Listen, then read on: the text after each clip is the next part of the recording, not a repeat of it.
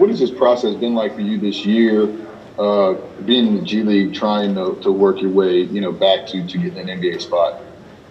It's been a roller coaster, man, but it's been an experience. Just going through it, just taking everything that's handed to me, and accepting every process I have to go through to get back. But more physical, I think it was more mental for me. I think it was just time that I needed to get to a mental state and prepare my mind for the game and for everything. It's more so physical.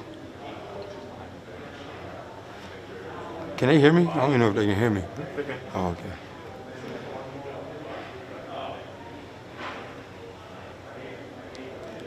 What's up, Sindarius? This is Will Guillory from The Athletic.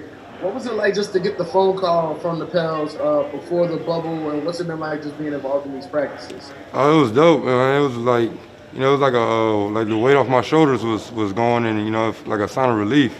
I was going through it, and having to think the process through of potentially having to go overseas, and if I want to go overseas or if I want to wait for everything to start clearing up, just having to even think about that process was kind of getting stressful for me.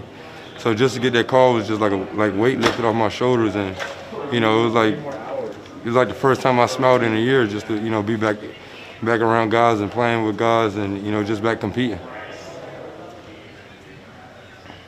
Jason Darius, this is Christian Clark with Nolan.com. You were on the South Carolina team that knocked off Duke in 2017. Have you talked to Frank Jackson about that game at all or anything like that?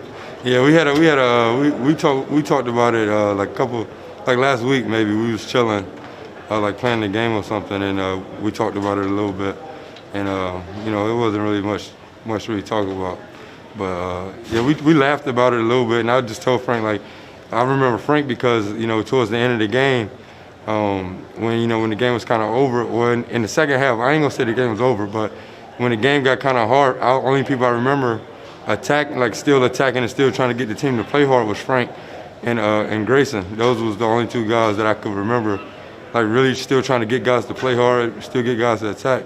And Frank was one of those guys that I remember still like attacking, still trying to get guys up and going, trying to win the game. Hey, it's Andrew again.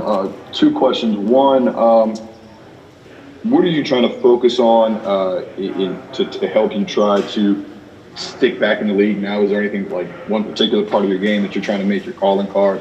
And then second, how grateful were you for the chance to, or how much were you looking forward to trying to latch onto a team and get in the bubble and kind of have a fresh training camp to try and make an impression on the team heading into next year? Well, my niche is definitely just being a defender, just being a lockdown defender, and just coming in and just coming in and giving guys a hard time and making it difficult for them to score and making them having to work, because guys are too good in this league to say you'll stop them, but just to get guys to work hard and try to earn every basket. I think I have a good nature of defending guys and being a good defender in this league, and also just continue to prove that I can make that open shot and I can make that open catch and three, and I can continue to make plays for other guys off the catch. And